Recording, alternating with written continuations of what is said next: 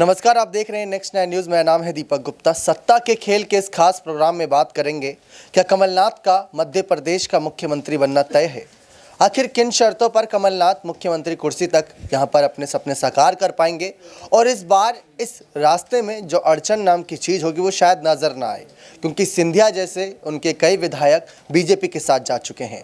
तो सवाल आ रहा है मध्य प्रदेश की सियासी सत्ता का कि यहाँ पर क्या रुख मोड़ा जाएगा और किस तरीके से मध्य प्रदेश चुनाव 2023 में कांग्रेस पार्टी के समर्थन में यहाँ पर काफ़ी कुछ ऐलान होते नजर आएंगे। कांग्रेस पार्टी इस बार निर्भर कर रही है पूरी तरीके से सिर्फ और सिर्फ कमलनाथ पर। दिग्विजय सिंह के भी कई सारे एक्सपीरियंस यहाँ पर जनता के बीच काम करेंगे, लेकिन दिग्विजय सिंह खामोश नजर आ रहे हैं अभी, क्योंकि सिंधिया के तमाम जो मंत्री उनको घेरते नजर आए थे, ये कहते नजर आए थे कि मध्य प्रदेश में जो कुछ भी हुआ, भ्रष्टाचार फैल रहे थे, सिंधिया की नजरों के सामने सब कुछ हो रहा था गैर कानूनी काम, लेकिन उन्होंने एक चूं तक नहीं करी। अगर करी होती तो शायद आज भी हम कांग्रेस के समर्थन में खड़े होते। सवाल आ रहा है यहाँ पर कमलनाथ का मुख्यमंत्री बनने को लेकर। इन्हीं सवालों को लेकर जब कमलनाथ से पूछा जा रहा है तो वो मध्य प्रदेश में अपने कार्यकर्ताओं के साथ बैठकों में कह रहे हैं, सीना ठोक कर कहिए कि इस बार कांग्रेस की सरकार मध्य प्रदेश में क्लीन स्वीप करती नजर आएगी। यानी किसी की हमें गठबंधन की सहायता नहीं चाहिए होगी, किसी निर्दलीय पार्टी के आगे हमें हाथ फैलाना नहीं पड़ेगा, किसी विपक्षी पार्टी के हमें समर्थन की जरूरत नहीं रहेगी। सीधे तौर पर कांग्रेस इस बार सरकार बनाएगी मध्य प्रदेश में। राहुल गांधी ने भी यही बात करी, दिग्विजय सिंह के द्वारा भी यही बात सामने आई, कमलनाथ भी यही बात अपनी कर रहे हैं बैठकों में। तो सबसे बड़ा सवाल आता है कि आखिर किस जोश खरोश पर यहाँ पर कमलनाथ ये सारी बातें कर रहे हैं? क्या ये दावे सिर्फ खोखले हैं या दावों में सच्चाई भी है? आपको बता दें, यही कमलनाथ शिवराज सिंह चौहान के दावों को लेकर ये कह रहे हैं कि भारतीय जनता पार्टी इस समय सिर्फ खोखले दावे करती नजर आ रही है। भारतीय जनता पार्टी चुनावी वादे कर रही है और चुनाव तक ही सीमित रहेगा, इसके आगे काम नहीं आएगा। 2018 में कौन जीती थी? कांग्रेस। 2023 में कौन जीतेगी? कांग्रेस। वो यही कहते नजर आ रहे हैं। तो 2018 वाला जो चुनावी जीत का उनके अंदर घमंड आया है, क्या वो घमंड इस बार टूटेगा या शिवराज सिंह चौहान से सीएम कुर्सी छीनेंगे? ये बहुत बड़ा सवाल है। सीधा सवाल यहाँ पर हमारे सहयोगी से लेते नजर आएंगे। प्रांशी हमारे साथ सबसे पहले यहाँ पर है, उनसे सीधा सवाल रहेगा कि सिंधिया की बगावत के बाद जिस तरीके से कमलनाथ अब दावा कर रहे हैं कि बिना सिंधिया, बिना उनके मंत्रियों के भी हम सरकार बनाएंगे और सरकार बनेगी, ये हमसे चाहे लिख कर ले लीजिए, तो कांग्रेस इतने बड़े दावे कर रही है मध्य प्रदेश में जिसमें 200 से ज़्यादा विधानसभा सीटें हैं और पिछली बार वहाँ पर बहुमत नहीं पा पाई थी। राहुल की भारत जोड़ो यात्रा का ये असर है या 2018 में सरकार बनाने का घमंड?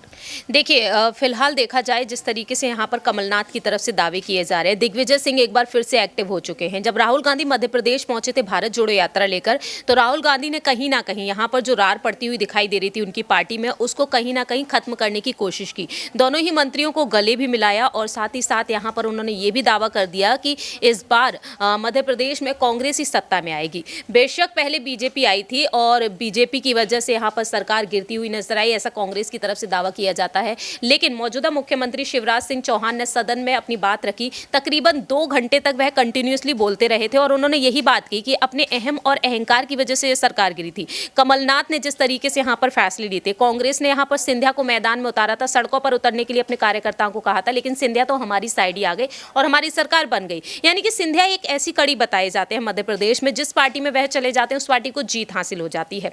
अब यहाँ पर जो बात आपने रखी है, क्या वाकई में यहाँ पर 2018 की तर्ज पर वह बात रख रहे हैं? क्योंकि देखा जाए तो तकरीबन 18 साल तक बीजेपी यहाँ पर सरकार बनाती हुई नजर आई। तो ऐसे में बीजेपी का गढ़ जो भी राज्य कहा जाता है, उस गढ़ में सेंधमारी करने के लिए कांग्रेस को कड़ी मेहनत करनी पड़ सकती है। हाल ही में हमने गुजरात में देखा, 27 वर्षों से गुजरात में बीजेपी जीत हासिल करती हुई नजर आ रही है। एक बार फिर से बीजेपी ने जीत हासिल की। तो फिलहाल देखा जाए ज्योतिरादित्य सिंधिया इस वक्त बीजेपी में है। सबसे बड़ी बात तो यही बनती है, जैसा कि आपने कहा कि सिंधिया की वजह से यहाँ पर क्या वाकई में बीजेपी जीत हासिल करती हुई नजर आएगी? बिल्कुल नजर आ सकती है। दूसरी बात यहाँ पर राहुल गांधी की भारत जोड़ो यात्रा को लेकर जो दावा कर रहे हैं, जब राहुल गांधी की भारत जोड़ो यात्रा के जरिए पीएम पद की दावेदारी के लिए उन्हें कहीं ना कहीं आगे किया जा सकता है, पूरा विपक्ष अब उनके साथ खड़ा होते हुए नजर आ रहा है, तो भारत जोड़ो यात्रा का इफेक्ट कहीं ना कहीं कांग्रेस पार्टी पर अब अच्छा प्रभाव यहाँ पर डालता हुआ नजर आ रहा है। तो इसकी बदौलत कहीं ना कहीं कांग्रेस यहाँ पर कुछ सीटों में बढ़त करती हुई नजर आ सकती है। 230 विधानसभा सीटें हैं और उन 230 विधानसभा सीटों में सिर्फ कांग्रेस ही नहीं है, बीजेपी भी है, कांग्रेस के साथ साथ साथ यहाँ पर समाजवादी पार्टी भी जीत हासिल करने का दावा कर रही है कि सभी सीटों पर वह उतरेगी और जीत हासिल करने का वह दावा कर रही है। दूसरी ही तरफ यहाँ पर देखा जाए तो बसपा सुप्रीमो मायावती भी है। तो ऐसे कई छोटे छोटे दल भी सामने आते हुए नजर आएंगे। तो 230 विधानसभा सीटों पर बीजेपी कहीं ना कहीं ज्यादा बढ़त बनाती हुई नजर आ सकती है। और ऐसे में मल्लिकार्जुन खड़गे ने जो फैसले लिए हैं कि सभी प्रत्याशियों को 6 महीने पहले से ही वह मैदान में उतारे, जिससे कि फीडबैक लिया जा सके। तो फिलहाल देखना यही दिलचस्प होगा कि फीडबैक आखिरकार क्या कुछ आता है। मल्लिकार्जुन खड़गे ने जो हाई लेवल की बैठक की है, ये बात साफ है। राहुल गांधी ने भी जो बातें कही थी कि कमलनाथ की सरकार नहीं, इस बार कांग्रेस की सरकार मध्य प्रदेश में सीधे तौर पर बनती नजर आएगी।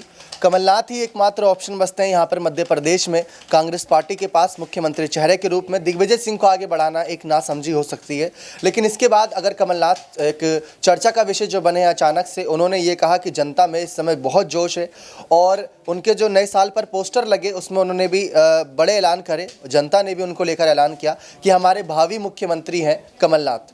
लेकिन अब सवाल आता है कि शिवराज किस तरीके से यहाँ पर इन सब चुनौतियों का सामना करेंगे, कैसे कमलनाथ के खिलाफ उन्होंने रणनीति बना रखी है। क्योंकि जैसा कि हमने कहा, हमारा जो आज के खास प्रोग्राम ही जो जिस बात पर निर्भर है, कमलनाथ का मुख्यमंत्री बनना तय। लेकिन कमलनाथ अगर मुख्यमंत्री बनते हैं या मुख्यमंत्री बनने का सपना देख रहे हैं, तो शिवराज उस कहीं ना कहीं रास्ते में उनके कैसे ब्रेक लगा सकते हैं, कैसे उनके लिए बड़ी मुसीबत खड़ी कर सकते हैं और कैसे सिंधिया का इस्तेमाल होगा मध्य प्रदेश चुनाव 2023 में। जानकारी देने के लिए हमारे साथ अबरार मौजूद हैं। तो अबरार, सीधा सवाल यही है कि एक तरफ कमलनाथ ये कह रहे हैं कि मैं मुख्यमंत्री बनने को तैयार हूँ, मुख्यमंत्री बनेंगे भी, हमारी सरकार मुख्यमंत्री पद भी हासिल करेगी, लेकिन शिवराज सिंधिया के साथ मिलकर क्या खेला करेंगे? देखिए, इस वक्त कहीं ना कहीं ये कहा जा रहा है कि कमलनाथ कांग्रेस पार्टी के लिए बिल्कुल तय जो है चेहरा माने जा रहे हैं मुख्यमंत्री पद के लिए। लेकिन यहाँ पर जिस तरीके से ज्योतिरादित्य सिंधिया को लेकर के तमाम चर्चाएं हो रही है और लगातार ये कहा जा रहा है कि भारतीय जनता पार्टी में जो उनका बढ़ता हुआ कद है वो शिवराज सिंह चौहान के लिए एक चुनौती पैदा कर सकता है आने वाले चुनावों में। और ऐसे में अगर बीजेपी कांग्रेस पार्टी की उसी रणनीति पर काम करती है जिस रणनीति पर काम करते हुए जो है कांग्रेस पार्टी सत्ता में आई थी, तो जाहिर सी बात है कि बीजेपी को एक आप कह सकते हैं कि जो स्थानीय नेता उनसे तालमेल बिठाने की काफ़ी ज़रूरत पड़ेगी। क्योंकि ज्योतिरादित्य सिंधिया को कांग्रेस पार्टी छोड़कर भारतीय जनता पार्टी में शामिल हुए कोई ज़्यादा साल नहीं हुए और ऐसे में विरोध के जो सुर है वो ज़रूर निकलते हुए देखने को मिल सकते हैं। देखिए, एक आखिरी सवाल ये रहेगा, कमलनाथ को लेकर कांग्रेस पार्टी का क्या प्लान है? कमलनाथ के रहते वही सिंधिया ने बगावत करी, भ्रष्टाचार के आरोप लगाए, सरकार गिरी और कमलनाथ कुछ नहीं कर पाए। तो क्या दोबारा से कमलनाथ को कांग्रेस पार्टी आए करेगी या किसी नए चेहरे को मौका मिलेगा? देखिए, कमलनाथ के जो है नाम पर कांग्रेस पार्टी ने पिछली बार भी चुनाव नहीं लड़ा था। ज्योतिरादित्य सिंधिया का चेहरा सबसे आगे था और इसी वजह से नतीजे जो है वो कांग्रेस के पक्ष में आए थे, युवा चेहरे होने की वजह से। और ऐसे में कांग्रेस पार्टी ने वही गलती दोहराई जिसकी वजह से ज्योतिरादित्य सिंधिया ने मजबूर होकर के कांग्रेस पार्टी को लगभग 17 विधायकों के साथ छोड़ा। मात्र कांग्रेस पार्टी को ज्योतिरादित्य सिंधिया ने ही नहीं छोड़ा था बल्कि 17 विधायकों ने भी छोड़ा था। तो ये एक बड़े तौर पर आप कह सकते हैं कि विधायकों की नाराजगी भी थी कि ज्योतिरादित्य सिंधिया को मुख्यमंत्री क्यों नहीं बनाएगा। और अभी की बात की जाए तो कमलनाथ अपने चेहरे पर मात्र मध्य प्रदेश की सियासत में फिर से एक बार आप कह सकते हैं कि सत्ता पर वापसी कर पाना एक जो है बड़े आप कह सकते हैं चुनौतीपूर्ण जो है उनके लिए सामने इस वक्त ज्योतिरादित्य सिंधिया के रूप में एक चेहरा मौजूद है। और साथ ही भारतीय जनता पार्टी की जो मजबूती है वो पहले से ही है। तो यानी कि कांग्रेस पार्टी के सामने सिंधिया शिवराज की जोड़ी तो मुसीबत खड़ी करेगी ही, लेकिन कमलनाथ मुख्यमंत्री चेहरा होंगे, ये अपने आप में उनके लिए एक बहुत बड़ी मुसीबत है कि कैसे यहाँ पर तमाम राजनीतिक तौर पर जो ऐलानबाजियाँ हैं उनको कैसे रोका जाए। खैर, ये था पूरा प्रोग्राम जिस पर तमाम सहयोगियों ने जानकारी दी कि क्या कुछ मध्य प्रदेश में हो सकता है, कौन मुख्यमंत्री दावेदारी अगली बार संभाल सकता है। आपकी क्या राय है? क्या सचमुच कमलनाथ कांग्रेस के नेतृत्व में इस बार मुख्यमंत्री पद हासिल कर पाएंगे बहुमत के साथ? अपने राय कमेंट सेक्शन में जोड़ दीजिएगा। बहुत बहुत धन्यवाद।